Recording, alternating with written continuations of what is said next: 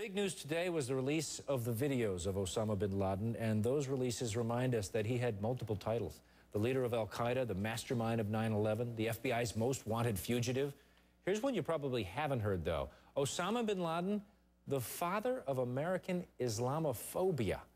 That's the label Arab-American comedian Dean Obeidallah gave him in an opinion piece he wrote for CNN.com. It got a lot of attention. He explains that Bin Laden's actions on September 11th made people see Obeidallah as an Arab first and an American second. Dean joins us live from New York. Dean, why do you call him, Bin Laden, the father of Islamophobia? Well, I think clearly he's the mastermind of 9/11, and that's the event that sent the whole chain of motion to where we are today, where Islamophobia today is part of the normal discourse of conversation. You can have candidates running for office demonizing demonizing Muslims, and there's not a backlash. In fact, it raises them in the polls. It gets them more visibility.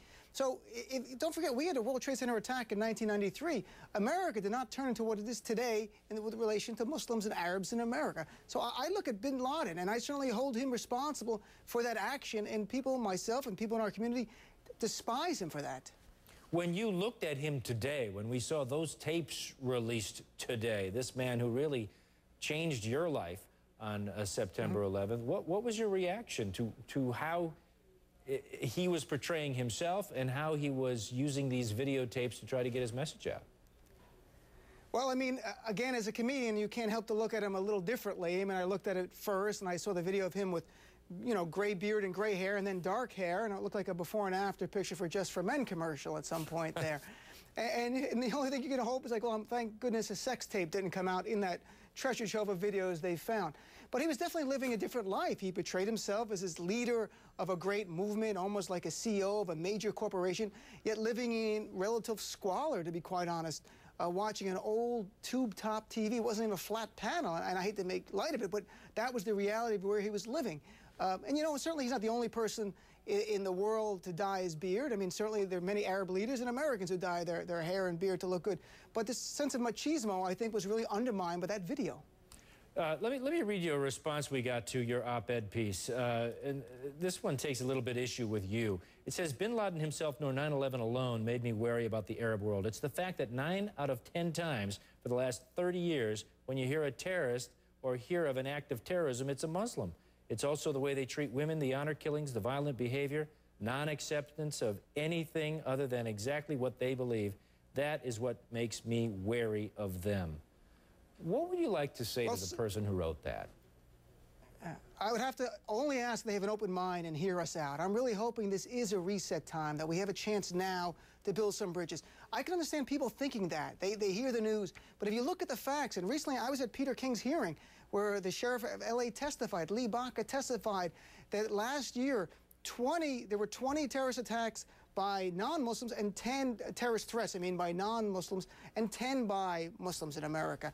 You know, the numbers are going down. In fact, the numbers show that the threat is really coming from non-Muslims in America against us. It's going to take time. I mean, there's nothing in the Quran that in any way whatsoever sanctions honor killing. It's wrong. There are murderers. Every Muslim American organization has said that, and no honor killings are justified at all in Islam. But it's going to be education, and we have to go out there. You know, and I'm just hoping people now give us a chance to have this dialogue. Let's take this time now where we're all unified to work together and work on our commonality. Well, look, this guy's dead. Does it now improve? Does it have to improve?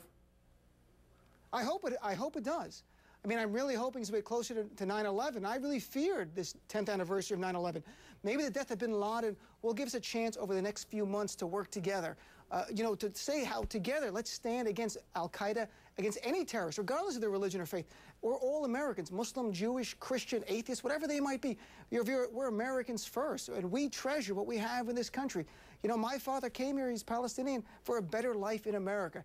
No Muslim I know has come to America and said, you know, I love America, but you know what would make it better? More laws like Afghanistan. That's not happening. We have no intent to impose Sharia law. 1% of America is Muslim. We're never imposing 99% on the rest of Sharia law, and we don't want it. You know, Muslim Americans, there's nobody in the American Muslim community advocating that. It's only people on the right that raise this phantom menace that we're out there doing this, lurking about. It's not accurate. And I'm doing my best, and we're doing our best to dispel that notion.